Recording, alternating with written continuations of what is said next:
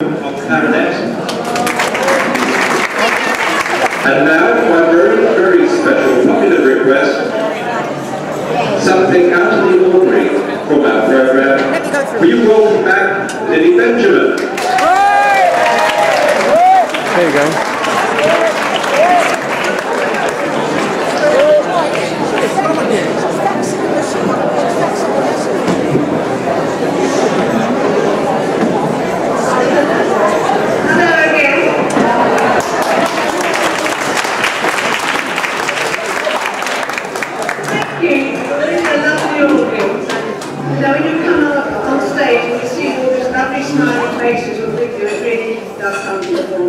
I want to tell you 3 little stories that I heard from an 85-year-old man. I was judging a talent competition for the Association of Jewish Country Clubs, and this little man, I think he was 87, came out and told these 3 stories.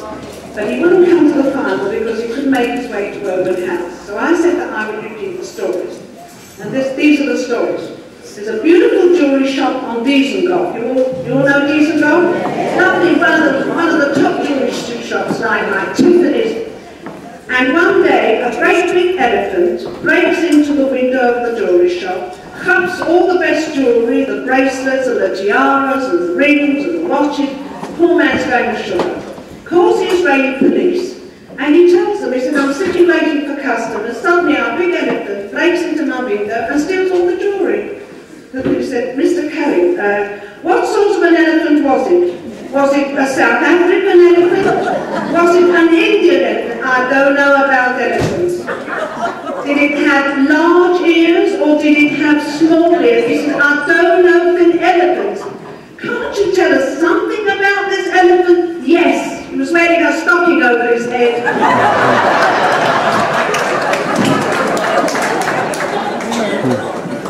And then he told another lovely story. You know, in Israel there's a little railway, not like our railway, they're not much, but anyway. There's a little railway that goes from Haifa to Tel Aviv to Jerusalem. So one day 2 friends are having a coffee in a cafe on Dizengoff, and one said to the other, you know what, Moshe? I had a dream last night. It was like a nightmare. A nightmare. I dreamt I got into the train at Haifa. I got to Tel Aviv. I tried to open the door. Not a soul in the carriage. I have to go all the way back to Haifa. I get to Haifa. I can't open the door. All on my own. Back to Tel Aviv. A ganze Nacht. I'm going backwards and forwards. Back to Tel Aviv. It was a nightmare. His friend said, you know what? I had a dream last night, you won't believe it. They booked me into the Hilton in Tel Aviv, the wonderful room. After 10 minutes, a beautiful girl knocks on my door, nice lady, very cold outside. Can I share your room? He says, why not? 10 minutes later, he says, another knock at the door, another beautiful lady arrives. I got 2 ladies. They went, so, why didn't you send for me? Because you were busy going from Haifa to Tel Aviv.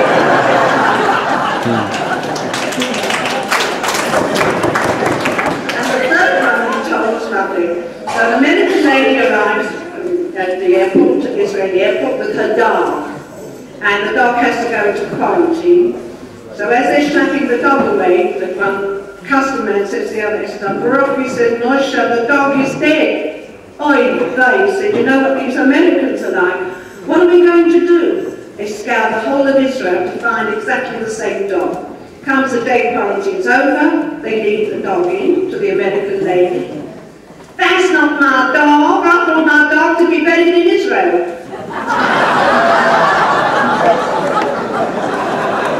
And there's another very nice subtle Israeli story. I love this story, I'm going to tell it.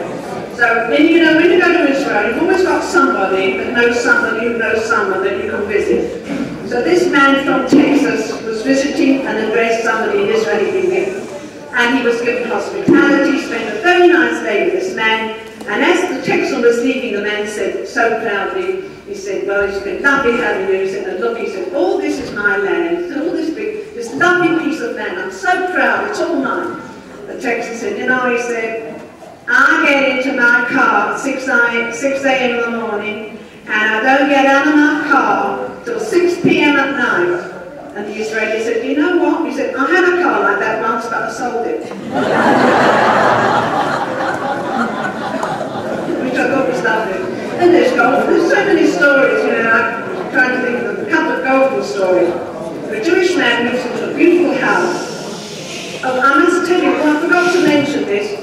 You know, I am the cousin of Mrs. Hannah Grant. And I have to mention it because she, I must say, wherever I go, she follows me. How she's not fed up with hearing me, I don't know, but she's marvellous. She's one of my best fans, so I must say hello. Actually, I hate to tell you, I've got all my family. Anyway, I'm going to tell you a golfing story. So he moves into a lovely house. At the bottom of the garden is a golf course. They've got what do you want to schlap to Potter's Bar, a hardsball.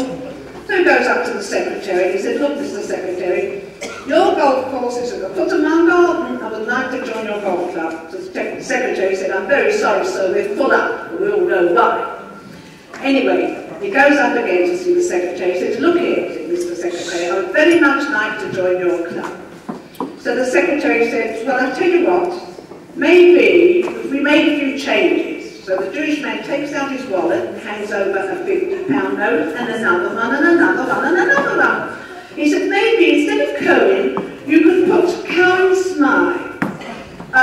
Instead of Bed Street and Jew Free School, could you put Eton and Cambridge? Instead of Schmutter Manufacturer, could you put Lloyd's Underwriter? So he said, why not? Anyway, filled out the new form. A few days later, back it comes. Full up. He went up to see the secretary. He said, what do you mean? Look, he said, I've got Cowan Smythe, I've got Eton Cambridge, I've got Lloyd's Underwriter. Yes, Mr. Cohen. When he said religion, we shouldn't have put boy.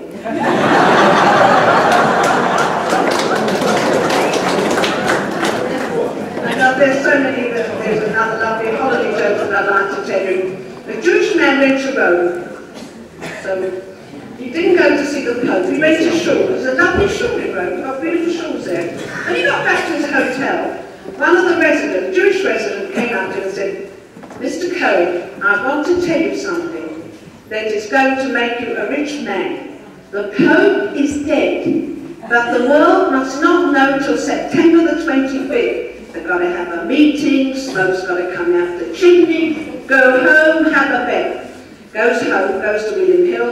I want to have a bet the Pope will be dead September the 25th. They gave him 500 to 1. On the way home, he goes to his landslide and he says, hi me, tells him what to do. Come September the 25th, the Pope is dead. He goes to collect his winnings, he can retire. On the way to his landsman, he goes and buys a bottle of Paul's No. 5, knocks at the landsman's door. He's sitting there with a long face. So, didn't I tell you what to do? I know, I'd have done it with the Archbishop of Canterbury.